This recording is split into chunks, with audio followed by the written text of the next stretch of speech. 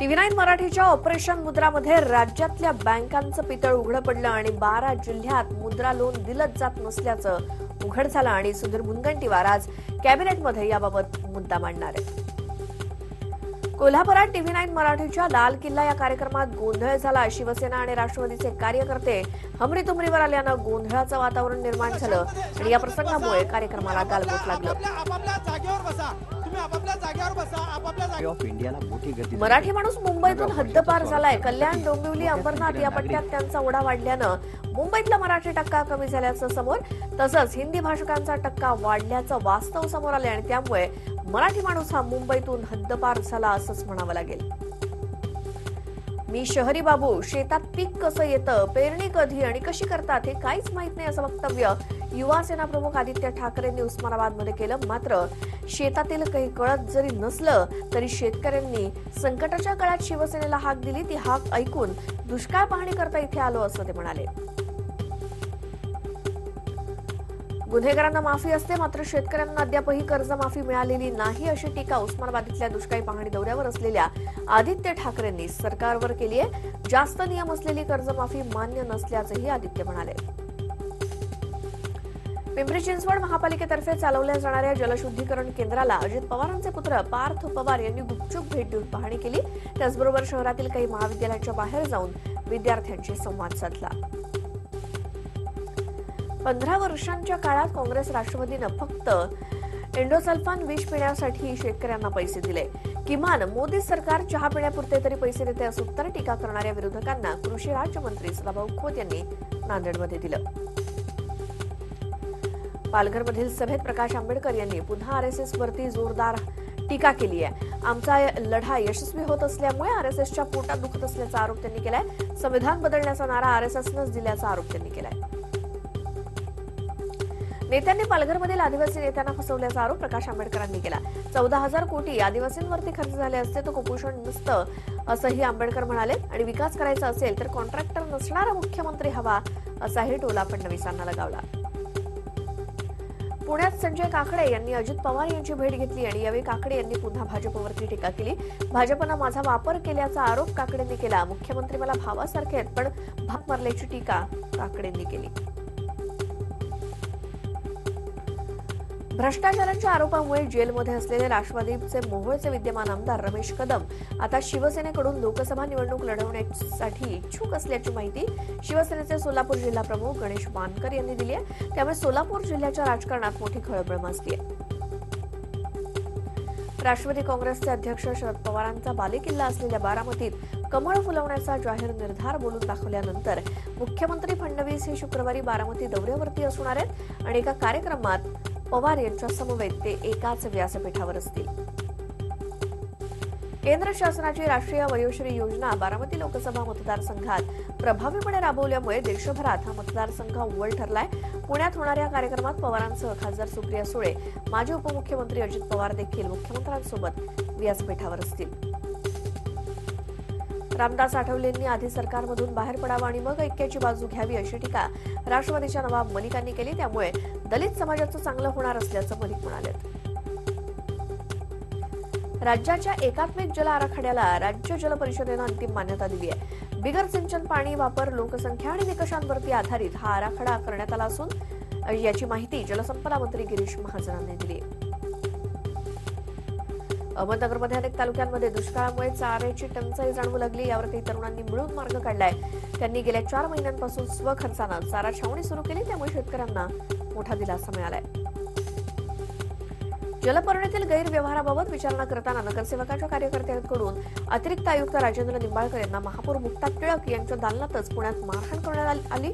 प्रश्नांचे समाधानकारक उत्तर न मिळाल्यामुळे ही मारहाण झाली आहे.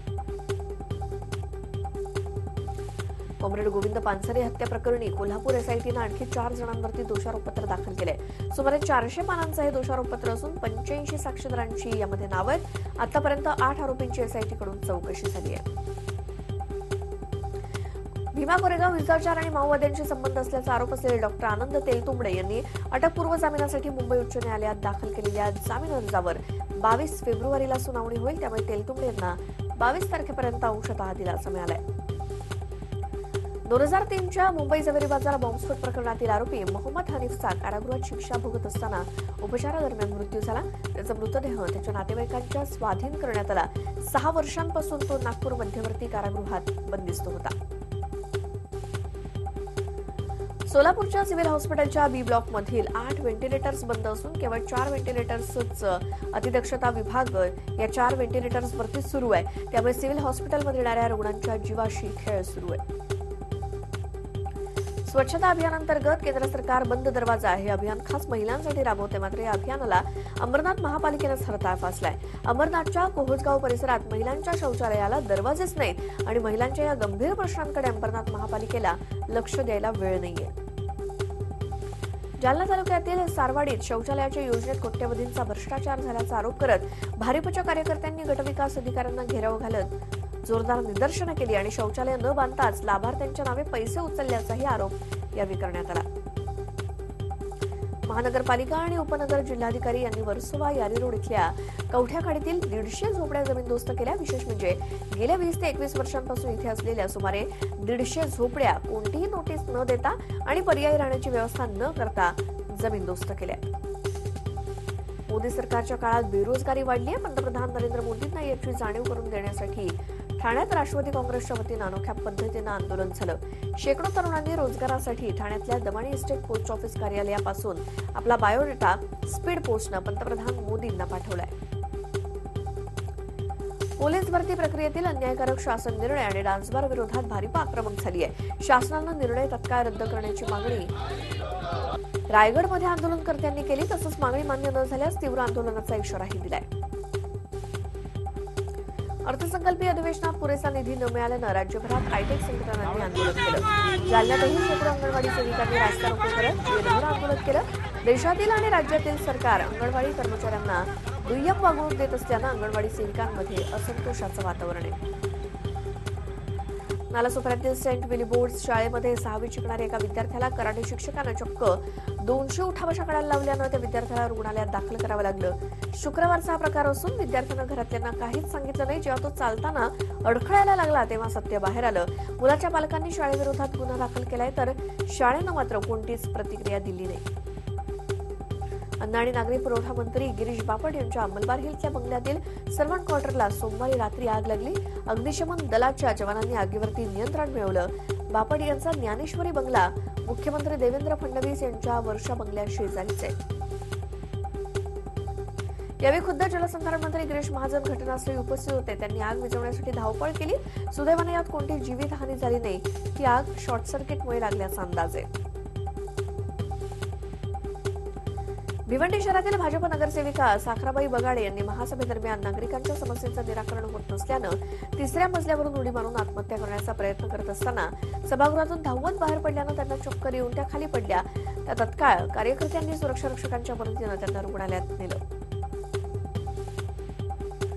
एका विवाहितेवरती अत्याचार केल्याच्या आरोपावरून एमआयडीसी पोलीस ठाण्यातील कॉन्स्टेबल मधुकर आव्हाड यांना अटक करण्यात आली आहे. एका बड्या मॉलमधून चॉकलेट चोरल्याचा आरोप या महिलेवरती होता. या प्रकरणी पुन्हा अटक करण्याची धमकी देत तिनं त्याच्यावरती अत्याचार केलेत. मुंबई लोकलमधून प्रवास करणाऱ्या महिलेचं मंगळसूत्र एका चोरट्यानं खेचल्यानं घाबरलेल्या महिलेनं डब्यातून उडी मारली आणि या घटनेत महिला गंभीर जखमी झाली असून तिच्यावर हॉस्पिटलमध्ये उपचार सुरू आहेत. फेसबुकवरील फ्रेंड रिक्वेस्ट स्वीकारली नाही म्हणून मुंबईतील एका राजकारण्याच्या मुलीची बदनामी करण्यात आली आहे. मुलीच्या नावानं नवीन खातं उघडून तिची बदनामी केली. या प्रकरणी मुंबईच्या शिवाजी पार्क पोलिसांनी आरोपीला शोधून काढून कोल्हापूरमधून बेड्या ठोकल्या. नवी मुंबईतल्या ट्रॉम्बेच्या बी सेक्टर परिसरात एकाची हत्या झाली आहे. फकीर मोहम्मद असं मृतकाचं नाव असून त्याचा मृतदेह शवविच्छेदनासाठी शासकीय रुग्णालयात पाठवण्यात आला आणि फकीर मोहम्मदची हत्या त्याच्याच नातेवाईकानं केल्याचा प्राथमिक अंदाज पोलिसांनी वर्तवलाय. नवी मुंबईच्या वाशी पुलावरून एका महिलेनं खाडीत उडी मारली. तिनं उडी मारल्याचं पाहून मच्छीमार सचिन भोईर त्याच्या सहकार्याने लागलीच धाव घेत तिला वाचवलं. तिला वाशी मनपा रुग्णालयात दाखल करण्यात आलं. तिनं आत्महत्येचा प्रयत्न का केला हे अद्याप अस्पष्ट आहे. कर्जबाजारी आणि आजारपणाला कंटाळून वांद्रे येथे राहणारे संजय पुजारा यांनी वाशी खाडीपुलावरून उडी मारून आत्महत्या केली. मात्र त्यांचा मृतदेह काही हाती लागला नाही. काल दिवसभर वाशी पुलावरून उडी मारण्याची ही दुसरी घटना आहे. अकोल्यातल्या तेल्हारा तालुक्यातील तळेगाव बाजार येथील शिक्षक गजानन इंगळे यांनी शाळेतच विष प्राशन करून आत्महत्या केली. मुख्याध्यापक गिरे यांच्या जाचाला कंटाळून इंगळेंनी आत्महत्या केल्याचं बोललं जात आहे. तेल्हारा पोलीस या प्रकरणाचा पुढील तपास करत आहेत. कल्याण राष्ट्रीय मार्गावरती गणपती विसर्जन करून घरी परतत असताना दुचाकी चालकानं एका भाविकाला धडक दिल्यानं त्याचा जागीच मृत्यू झालाय. शिवाजी वडवले असं मृताचं नाव असून दुचाकी चालकाला मुरबाड पोलिसांनी ताब्यात घेतलंय. औरंगाबादमधील शेंद्रा एमआयडीसी परिसरात एका गाडीत 32 वर्षीय प्रकाश कसारे या तरुणाचा मृतदेह आढळला. प्रकाशची हत्या झाली असल्याचा अंदाज पोलिसांनी व्यक्त केलाय.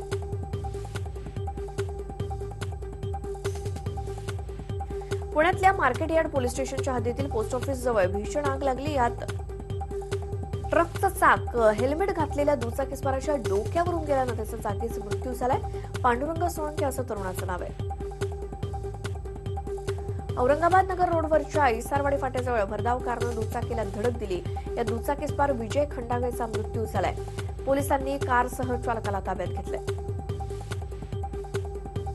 बोरिवलीच्या दुचाकीस्वाराच्या धडकेत प्रीती छेडा यांचा जागीच मृत्यू झालाय. अपघाताची सगळी घटना सीसीटीव्हीत कैद झाली आहे. मृत महिलेच्या परिवारानं दुचाकीस्वारावर कठोर कारवाईची मागणी केली. पालघरमध्ये भरधाव चाललेल्या चालकाचा बसवरचा ताबा सुटल्यानं बस झाडावर जाऊन आदळली. सर जेपी इंटरनॅशनल स्कूलची ही बस होती. या अपघातात 4 विद्यार्थी आणि चालक गंभीर जखमी झाले तर 15 विद्यार्थ्यांना किरकोळ मार लागलाय. विद्यार्थ्यांना शाळेतून घरी परत सोडत असताना हा भीषण अपघात झाला. यात बसचा पुढचा भागाचा मात्र चक्काचूर झालाय. शाळा प्रशासनाकडून होणाऱ्या दुर्लक्षामुळे हा प्रकार घडल्याचा आरोप पालकांनी केलाय. साताऱ्यातल्या फलटण इथल्या नाना पाटील चौकात सातारा फलटण एसटीच्या टायर शेजारच्या भागात अचानक पेट घेतल्यानं एकच गोंधळ उडाला. नागरिकांच्या सतर्कतेमुळे ही बाब एसटी चालकाच्या लक्षात आणून दिली गेली आणि पुढील अनर्थ टळला. सातारा जिल्ह्यातील जावळी तालुक्यातील जंगलात बंधाऱ्याचं काम सुरू असताना गावठी बॉम्बचा स्फोट होऊन एक कामगार जखमी झालाय. दादासू चव्हाण असं जखमी कामगाराचं नाव असून त्यांना उपचारासाठी जिल्हा शासकीय रुग्णालयात दाखल केलंय. चोरीच्या वाहनांचा वापर करून नागरिकांना लुटणाऱ्या सराईत गुन्हेगारांच्या टोळीला पुणे पोलिसांनी अटक केली आहे. त्यांच्याकडून 17,16,214 रुपये किमतीचा मुद्देमाल जप्त केलाय. हे टोळकं कोंढवा इथल्या खडी मशीन चौकातील एसके ऑटो केअर हा पेट्रोल पंप लुटण्यासाठी येणार असल्याची माहिती पोलिसांना मिळाली होती आणि त्यानुसार सापळा रचून त्यांनी अटक करण्यात आली आहे. चैनीच्या वस्तू घेण्यासाठी आणि प्रेयसीवरती खर्च करण्यासाठी पैशाची गरज असल्यानं ते पेट्रोल पंपावरती दरोडा टाकणार होते अशी कबुली चोरट्यांनी दिली आहे. पिंपरी चिंचवडमध्ये मोबाईलवर बोलणाऱ्या नागरिकांचे मोबाईल जबरदस्तीने हिसकावून तसंच उघड्या दरवाजातून चोरी करणाऱ्या 2 चोरट्यांसह एका अल्पवयीन मुलाला पोलिसांनी अटक केली. त्यांच्याकडून 5,85,000 रुपये किमतीचे 67 स्मार्टफोन्स जप्त करण्यात आले. अकोला जिल्ह्यातील बार्शी टाकली इथून 3 दुचाकी चोरट्यांना अटक करण्यात आली. त्यांच्याकडून 2 दुचाकी जप्त करण्यात आल्या. बार्शी टाकळी हद्दीतून चोरी झालेल्या दुचाकी आरोपी नवाबपुरात घेऊन येत असल्याची माहिती पोलिसांना मिळाली होती आणि त्यानुसार सापळा रचून कारवाई झाली. देवळी तालुक्यातल्या तळणी भागवत शिवारात तब्बल 8 रोही शेतातील विहिरीत सापडले. दुर्दैवानं या 5 रोह्यांचा मृत्यू झाला तर 3 रोह्यांना वाचवण्यात यश आलं. मृत रोहींना काढण्यासाठी जेसीबीची मदत घेण्यात आली. चाळीसगाव धुळे राष्ट्रीय महामार्गावर बोंबलाची वाहतूक करणाऱ्या ट्रकमधून बोंबलाची पोती पडल्यानं ती उचलण्यासाठी लोकांनी गर्दी केली आणि वाहतूक कोंडी झाली. पोलिसांनी तिथे धाव घेऊन वाहतूक पूर्वपदावर आणली. यवतमाळ जिल्ह्यातल्या जुनोनी गावातील शेळीपालक शेतकरी पंकज ठाकरे शेळ्यांसह जिल्हाधिकारी कार्यालयासमोर उपोषणाला बसलेत आणि न्याय मिळेपर्यंत उपोषण सोडणार नसल्याचा निर्धार शेतकऱ्यांनी केलाय. अंबानी कुटुंबियांनी सिद्धिविनायक मंदिरात जाऊन बाप्पाचं दर्शन घेतलं. त्यांनी आकाश अंबानीच्या लग्नाची पत्रिका सिद्धिविनायकाच्या चरणी ठेवली. मुख्यमंत्री देवेंद्र फडणवीसांच्या पत्नी अमृता फडणवीस यांची बैलगाडीत बसण्याची हौस पूर्ण झाली असून लहानपणापासूनची इच्छा पूर्ण झाल्याचं त्या म्हणाल्या. यावेळी त्यांनी बैलगाडीत बसून थोडा वेळ बैलगाडी हाकली देखील. पिंपरी चिंचवडमधल्या इंद्रायणी थडीत आयोजित केलेल्या कार्यक्रमात त्या बोलत होत्या. भोसरीमध्ये आयोजित इंद्रायणी थडीत अमृता आल्या होत्या आणि तेव्हा मुख्य कार्यक्रमाच्या अंतरापासून त्यांना बैलगाडीत बसवून घेऊन जाण्यात आलं. भाषणात अमृता यांनी त्या क्षणांचा आवर्जून उल्लेख करत बैलगाडीतून केलेला प्रवास ही लहानपणापासूनची इच्छा होती आणि ती आज पूर्ण झाली असून पुढील वेळेस बैलगाडीत बसून शेतात जायलाही आवडेल असंही त्या म्हणाल्या. अखिल भारतीय वारकरी मंडळाकडून माघीवारी गोल रिंगण सोहळ्याचं आयोजन करण्यात आलं. ज्ञानोबा तुकारामच्या गजरामध्ये मोठ्या भक्तिमय वातावरणात सोलापुरात माघवारी गोल रिंगण सोहळा पार पडला.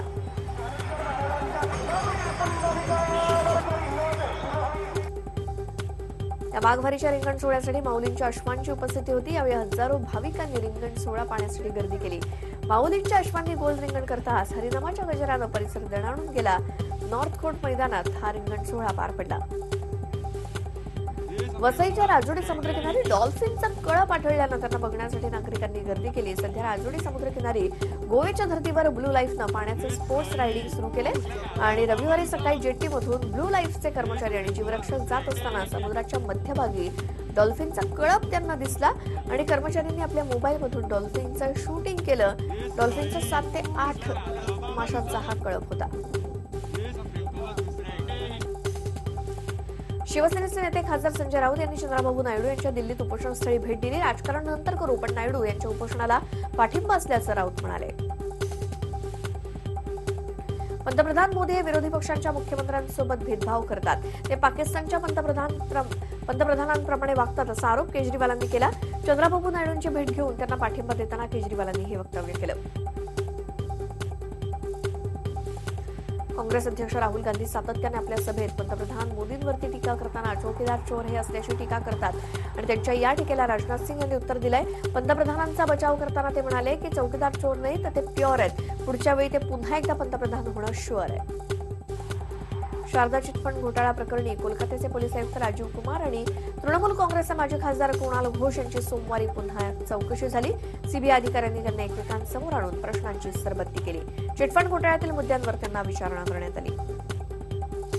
सीबीआयचे माजी हंगामी संचालक नागेश्वर राव यांनी सुप्रीम कोर्टाची बिनशर्त माफी मागितली. सीबीआयचे हंगामी संचालक असताना बिहारमधील मुझफ्फरपूर वसतिगृहातील लैंगिक शोषण प्रकरणाचा तपास करणारे अधिकारी AK शर्मा यांची बदली करणं ही आपली चूक होती असं राव यांनी स्वीकारलंय. केंद्रीय मंत्री नितीन गडकरी यांनी सोमवारी बिहारच्या चंपारण जिल्ह्यात 1 दिवसाचा दौरा आयोजित केला होता. दौऱ्यादरम्यान त्यांनी महामार्ग तसंच जलवाहतुकीशी संबंधित 3400 कोटींच्या योजनांचं उद्घाटन केलं. संत महात्म्यांचा संयम सुटला असून त्यांनी मिळून अयोध्येचा आराखडा स्वतःच आखलाय. या आराखड्यानुसार 19 राम मंदिराच्या शिलान्यासाची घोषणा तर 17 तारखेला कुंभपासून मोर्चा काढण्यात येईल.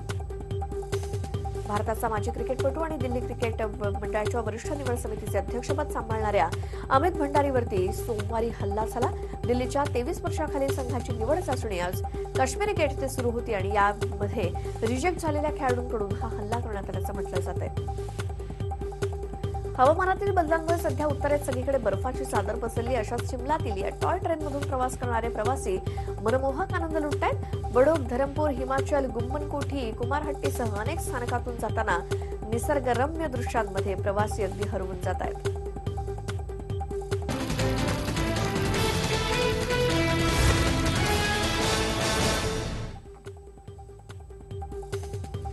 देशातील सर्वात वेगवान ट्रेन 18चं तिकीट दर जाहीर झाले असून या ट्रेननं दिल्लीहून वाराणसीला एसी डब्यातून प्रवासासाठी 1850 रुपये निश्चित करण्यात आले, तर एक्झिक्युटिव्ह क्लासमधून प्रवासासाठी 3520 रुपये मोजावे लागतील.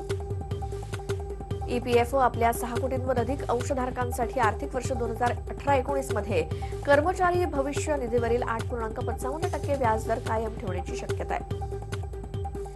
मारुती सुझुकीच्या अर्टिगाला लवकरच नवं इंजिन जोडलं जाणार आहे. मारुती अर्टिगा 1.5 लिटर डिझेल इंजिनसह बाजारात उतरणार आहे. हे नवं इंजिन 6 स्पीड मॅन्युअल ट्रान्समिशनचं असणार आहे. दिवसागणिक बाजारात नवनवीन तंत्रज्ञानाचे मोबाईल दाखल होत असताना सॅमसंगनेही आपली S सिरीज बाजारात दाखल होणार असल्याचं जाहीर केलं. S सिरीज अंतर्गत सॅमसंग 3 स्मार्टफोन लॉन्च करणार आहे. सध्या अल्पवयीन मुलांकडून इंस्टाग्रामसह सर्व ऍप्सचा सर्रास वापर होतो. इन्स्टाने एक नवीन फीचर आणलंय, सेन्सिटिव्ह स्क्रीन असं या फीचरचं नाव असून अश्लील फोटो, व्हिडिओ या थंबनेल्सवरती युजर क्लिक करत नाही तोपर्यंत ते ब्लर दिसणार आहे. पंतप्रधान मोदींनी उत्तर प्रदेशातील वृंदावन येथे गरीब विद्यार्थ्यांना जेवण वाटलं. वृंदावनमध्ये चक्रोदय मंदिरात अक्षय पात्र फाउंडेशनकडून या कार्यक्रमाचं आयोजन केलं होतं.